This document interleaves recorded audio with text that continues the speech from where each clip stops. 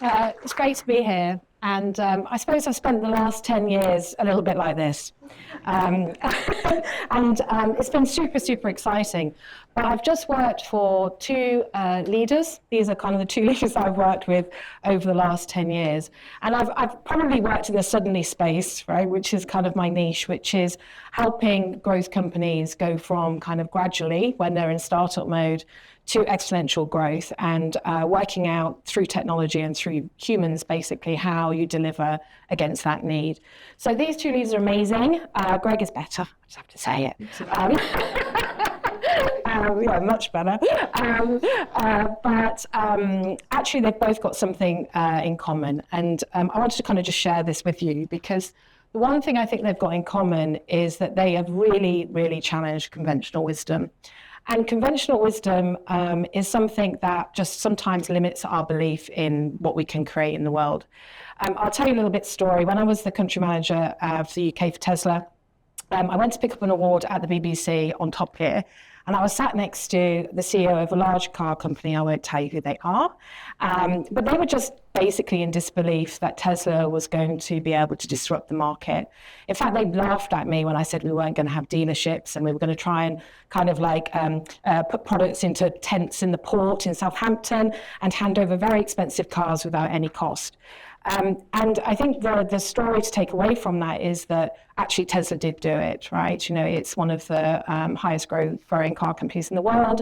And at that point in 2020, we were recognized as that. But it took a lot of breaking through, and it took a lot of breaking through of conventional wisdom about both what technology can do, but also what consumers do, and what consumers will actually support and accept when they want to create new products and for themselves and services in the market.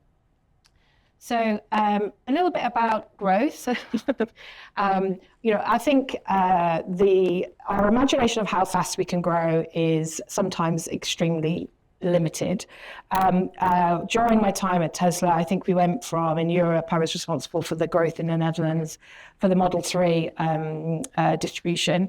So we hadn't got Model 3 in the market, and then all of a sudden we had a 3-year waiting list, and we had cars that we had to deliver with very little money because we nearly hit the wall. So we had all kinds of creative ideas about how to do that. We had people, creating literally tents, factories in tents, and dealerships in tents. So there's a lot of, when you get to that growth point, it can come as a surprise even to the people that are expecting you, because sometimes it's just too fast, it's too much, and there is no barrier to growth once it starts. Once consumers start pulling, there is no barrier. So I think the main message that, yeah, that's it. It's very exciting. So I suppose my Tesla experience told me that you can challenge conventional wisdom, you can disrupt a sector which is highly conventional, and you can do it with products and services that consumers have not yet even imagined. When I moved over to Octopus, it was a similar kind of situation, different sector, but a very disruptive tipping point, both societally, climate change, technology. So all of those forces were coming together into, like, what is the solution to this challenge that we face, and how can we support that challenge? And I think this is where kind of Octopus Energy stepped in. Sometimes people think Octopus Energy came first. Actually, the technology was developed first, and then Octopus was like a proving point. Greg went to market, didn't necessarily get the reception he wanted, decided he'd prove that the technology works to the market, and created Octopus Energy. Octopus Energy, of course, has been a huge growth story, and is now one of the, is the largest, most recently largest retailer in the UK. So technology prove out kind of worked, right? So we, this is like, what is this? What's happening? We were also surprised by growth, even though most of us were specialists in growth. We went from, probably when I joined, we probably had about 500,000 customers. We're currently at 7 million. We went from a team of maybe 1,500 to 10,000 in a very short space of time. And you have to deal with all of those growth pains as you go. And you'll be surprised when your sector has this, what's happening now, we're about to go fast. Or you as thought leaders or business people create that change in the market. So energy was definitely changing. And like I just was listening to the previous presentation, and I can see there's complexities for all of you as well. And we were facing into an awful lot of complexities, some of them well known, some of them we wanted to have a great big green dent in the universe, we call it. But we also wanted to kind of take energy and the connected ecosystem and do something with that from a technology perspective. So we started, that was the good news, yeah. The downside was it was really challenging. And we were in a sector where it was just taking too long, right? So we've got a climate change emergency, and we've got some conventional wisdom which limits our belief to make change in this sector, to create the products and services of the future of energy. And we have to kind of like lean into that, and that's a lot of problem solving that needs to happen within the business. So we recognize that consumer demand is changing, and I could see that your consumer demand is changing as well. And we started to see through data, through the technology platform, which enables you to have a single view of data, what that change in use of energy looks like. And this is, quite extraordinary, right? In terms of like the way that energy is changing, because we're going to have so many connected devices. So we had to create technology that actually took this complexity and did something with it. So we started to look at this new energy use, like what we could expect in the future when consumers start to use EV cars, batteries, solar panels, and start to actually take control of the energy situation themselves, because they will, right? They'll do it. We'll all do that. So we started to look at the current amount of devices and the products and services that we needed. So we created an awful lot of innovation in the marketplace in terms of smart tariffs, ways that customers can save money. We always had a very transparent commitment to affordability. So having a very clear passion and view of what you want to create for consumers is important. And we also want to make sure that at the heart of our technology is the customer. It's built for the customer, and it's built for ease and for user ease. And so we wanted to make sure that we got the kind of right recommendation for that. Energy definitely is an upgrade, a bit like automotive. And the technology was the way to go forward with that change. So we don't see ourselves as an energy company. We're a tech company that happens to do energy. And that helps us think about it that way, right? We think about it that way. So we've got a complex landscape, especially in Kraken when we're supporting clients. For clients, it feels like this, right? They have many systems, maybe up to 260 systems, legacy systems, that they're taking down to a single platform. And we help them do that through a kind of our own kind of bot journey. We call it build, operate, transfer. And we've done the fastest and easiest migrations in this market. So we recognize that energy is kind of, for consumers, is a kind of low trust sector. As customers, we kind of have some disbelief in energy, but we wanted to make sure, that we kind of had a different outcome for our consumers. So we made a commitment to make everything that we touch for consumers easy to understand, transparent, and based on a better outcome for them. So we have now managed to significantly scale. So obviously we started out in the UK, we're now a global a team, which is amazing, and we've opened multiple markets over the last couple of years. And these are the kind of areas that we specialize in. So for me, I've been in the retail business. I've also been on now in Kraken Tech. We have our own kind of EV and generation. And those kind of verticals that we care about started as babies only a few years ago. So if you're thinking about disruption and you're thinking about your sector, and if you think about like a new entrant disruptor that might come in and just take this space and do something different with it, we weren't even in these spaces before even like 2017, 2018. And more recently, probably in the last 2 to 3 years, we've had significant exponential growth. So where did we start? So this is when I joined, yeah. I remember it. And that's where we are now. So, we were an early disruptor in 2018, and now we're the largest retailer in the UK. It happens. I've worked in 2 sectors now and disrupted both sectors, and everybody in those sectors believe it's not going to come, right? It does come. We've got such opportunity now with technology. Consumers will pull what they need, and you kind of got to make your choice where you're playing. The other bit is the markets we're now in, and this is kind of the retail business. So this is where we are. We're very proud of this one. So we're 7 years running, recognised by Which. We at the centre of how we measure ourselves on our customer happiness index, similar to kind of recommend, our employee engagement, which we measure throughout our company and with our clients. And then we have an efficiency ratio. It's kind of simple. Once the technology takes away the complexity of both the serving a customer and the customer receiving the products and services, all that's left really is the human connection. That's the main thing that you can be a differentiator on. So we definitely focus a lot of attention internally as leaders on the customer outcomes. And of course, it's all underpinned by Kraken. So talked a little bit about that. But yeah, Kraken is the single platform for the energy sector. We've been on a kind of growth curve ourselves, which I'll talk a little bit about. But it's similar to the platform, I think, that you guys are, within the Octopus Group. I think we're proud of the fact that we have a kind of single view of any of our clients or customers. We enable these things in energy. I know this isn't your gig. I feel passionate about these topics. I'm sure you don't.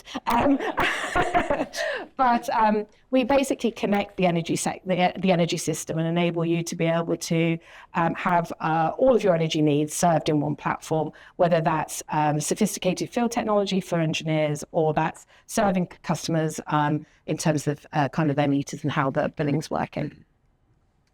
And we have this is really important one for any technology, is the single view of the customer or client, and that your data is in a way that is going to enable you to do the next level innovation. For us, some of that innovation that we have focused on is, I'm going to flip to these, is on AI. So often it comes up about, you've got this single source of data and how are you using AI. We've had a very specific approach to AI. So we've come from it as a human-assisted AI, and it's been amazing. So we've been able to improve our customer happiness index because customers actually prefer to be served by AI through humans, because actually the AI is very knowledgeable and the human is very personable. And so the two together actually gives a really nice outcome. So we've been doing quite a lot in that space. We've also simplified the whole client experience. So where you've got, maybe you had multiple relationships with integrators in the past, you've now got one single full interface there. And then, yes, we've probably done more migrations now because these slides are slightly out of date. But we've done multiple migrations now, and those migrations have been the fastest in the industry. Like 5 years. So our migrations tend to be between 0 and 18 months. And the normal time for migration in the previous incumbents was about 7 years. So it's easy for clients. That we have a methodology that works, and we've done it worldwide.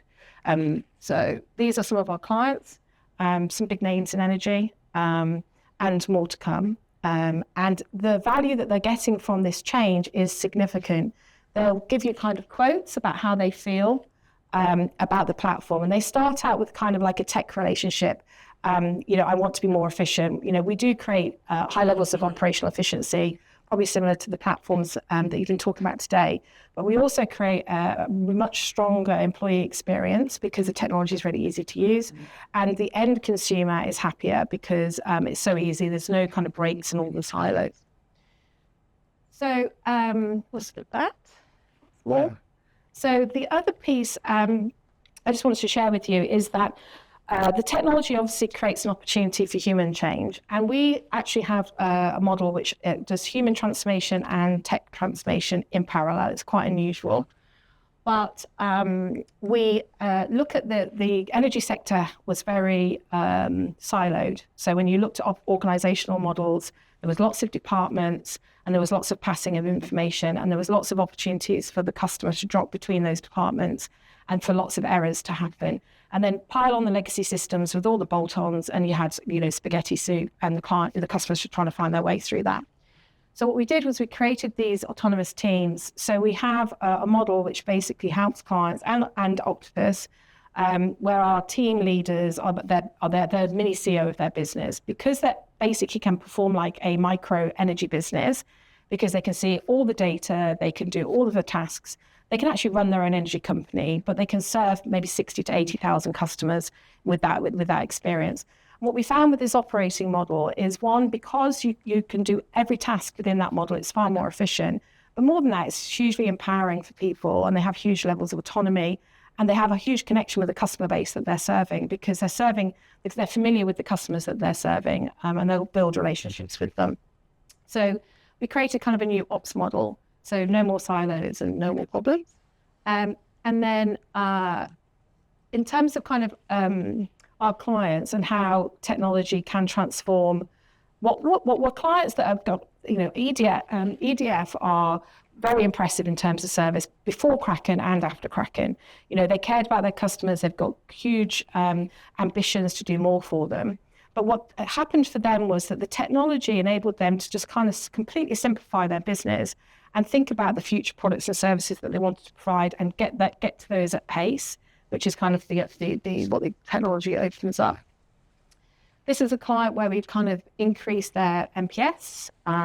So it's just kind of reinforcing. This is the kind of 40% lower cost to serve. So it's kind of a no-brainer when you go into it, because you're thinking, well, I'm going to get the operational efficiency. I'm going to get a simple tech platform. But actually, you're getting your first S-curve and your second S-curve and your third S-curve, because it's going to open up opportunities for you to actually create new innovative products and services that you've not yet imagined. So getting technology to be able to do that is amazing. Okay, so then the technology and what it enables us to do. I think I heard about you kind of talking about the advisor and client relationship, and I touched on this kind of AI. And this is kind of what our experience was of AI, just in case anybody's kind of interested in this space from your sector, because we went into it like not really knowing how this was going to go. What we did find was it was preferred, right? Because we didn't go just AI only. We always reply to every customer. We train our people to care about customers, not necessarily give them a tone of voice or anything else like that. They're just genuinely given and empowered to do the right thing. And because they've got all the tools to do the right thing, they can actually, there's no kind of like approval systems that they need to go through. We found that it was highly efficient. So especially on complex things, because AI is smart, right? So it can kind of have complex responses and complex replies, but it's not having a relationship, right, with anyone. So you think you have to have the human in between. Other things that the technology enabled us to do, and also just challenging conventional wisdom. So Greg and the team wanted to be part of increasing wind turbines in the UK. And the biggest problem statement that everyone used to use was that nobody wants a wind turbine next to their house, right? That was the biggest argument. Everyone would say, they're noisy, or I don't like the look of them.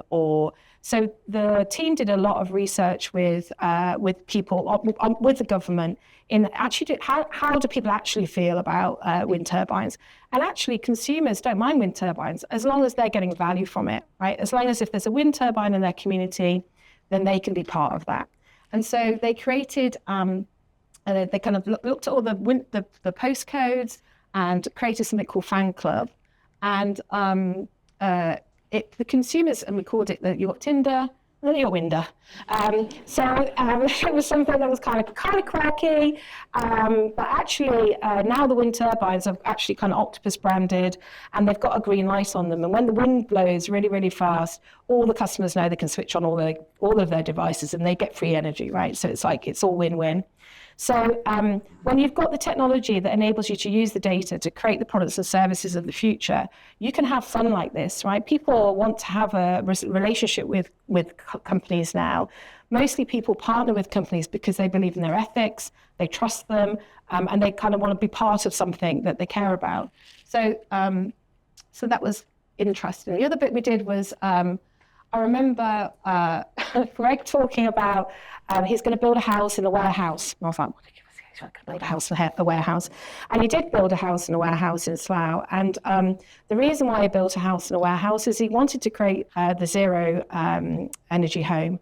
So we've now got, we work with kind of house builders in the UK, and we can actually build homes that you don't need to pay for energy for up to 10 years.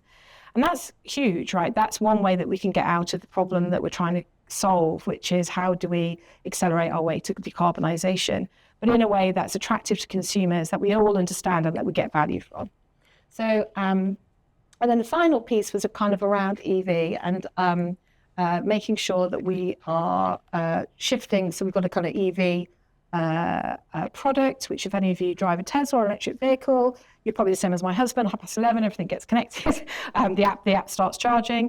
That's enabling customers to gain energy at the time they want and using the car to pass energy to and from the grid, which wouldn't have been possible without the Kraken, without the technology platform to enable you to take the data and do very complex algorithms with it to work out energy usage and then deploy a product that actually enables customers to use it.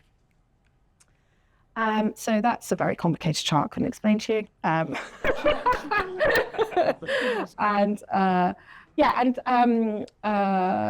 There's lots of great things there. Right, so moving on.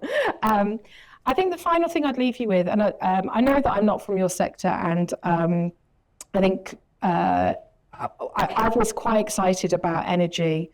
When I kind of went into energy, it was very, very asleep, right? And for me, it was I've got a passion for decarbonising, and so I was like, the energy sector needs to get disrupted. We need to shake things up, but we needed to do it in a way that actually customers and clients want to be part of that journey, and that there's value in it for both parties. And one of the things that I think people were really good at in Octopus when I was the ops director is that when you get put on hold in Octopus Energy, we play music from when you were 14. You kind of pre-select it. And customers love it. I mean, they just love it. I mean, like when I was 14, I was a goth. I don't know. Maybe you can tell. But I used to listen to The Cure. I know. And so when I go, I get The Cure, I get all like the punky music and the gothy music. But actually, this personalization, where you genuinely care about the relationship and you're trying to do fun things in a sector that is relatively boring, like energy. Nobody really cared about energy, right? Until we went into crisis, or we care about the environment. So that's it. That made everybody happy, the 14-year-old music. So I've just given you kind of a whistle-stop tour of the growth at Octopus Energy and Kraken. And just saying, conventional wisdom and dogma, don't fall into the trap of complacency, because it's a dangerous place to play. And that's me. Thank you. Yeah. So we have got time for a few questions if anyone has any questions for Tara. I shall go to that gentleman there if I can ask you to use the microphone. Thanks.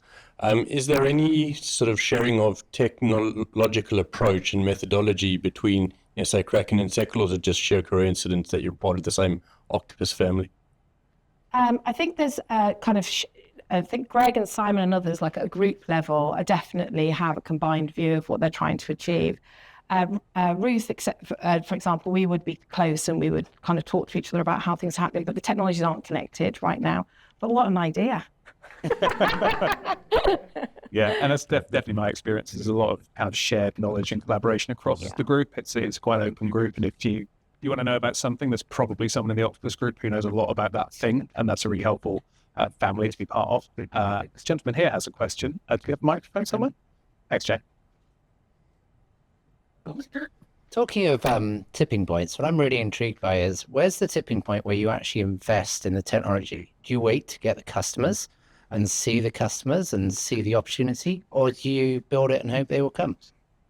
My experience is you build it. So my Tesla experience was obviously Elon created luxury vehicles to help him build out the infrastructure for mass market. And so the early adopters of EV vehicles enabled the mass market solutions of Model 3. And so you kind of need to invest in the product. For Tesla, it was the product, not the kind of CRM technology that was supporting it. In Octopus, obviously, they built the technology, and then they went to market and said, "Do you want to buy the technology?" And the market said, "Well, we haven't proven it." And so Greg went, "Well, okay, I'll build a company to prove the technology works."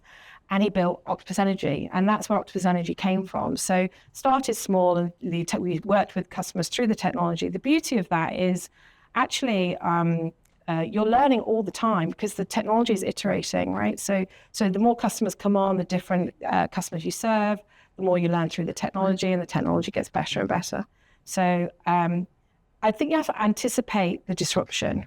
It's like, we know that in the space of decarbonization, we have to disrupt many sectors to be able to make that work. And so in your sector, I don't know what the disruption is, but it will be there, and somebody will be thinking about how to solve it, I'm sure.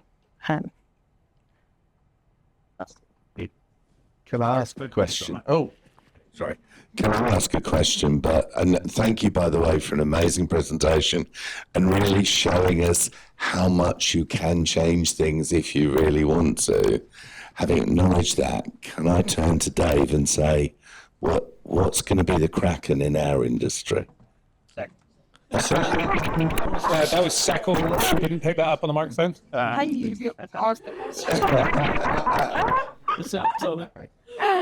Fantastic.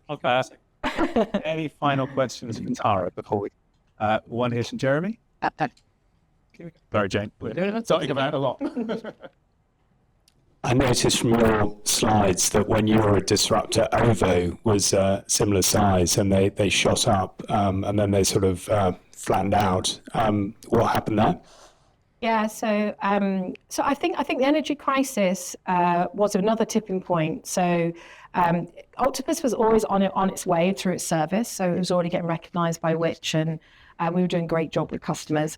When the energy crisis kicked in, I truly believe that Greg's approach to that problem was what enabled Octopus to have permission to grow again. So, during the energy crisis, we were very open. We worked with governments, we had the media in. We tried to do everything we could to save money for customers, including upskilling our people in, financial coaching, in providing thousands and thousands and thousands of electric blankets that are very cheap to use. So we did many, many things during that period, and our philosophy of having easy to understand, because our customers didn't understand what was happening during the energy crisis. None of us did, right? It was all to do with wholesale pricing and all kinds of things that people didn't understand. And we decided we would just stand on the platform and tell it as it was, right? Everything that was going on and what you could do about it, what you could do for your families, how you could save money, and then make sure the technology, and that's where a lot of the cost saving acceleration came from, because it was like, okay, how do we create tariffs that enable customers to make choices about when they turn their lights on and off and when they do things, and how can we encourage them to do what they can in this current period? I'm not saying that OVO didn't do that, but I genuinely believe Greg did a better job at it. But I love Greg, so more than Elon. Okay, you have good data. Brilliant. Well, I think at that point, thank you again very much. That was incredible. Really helpful.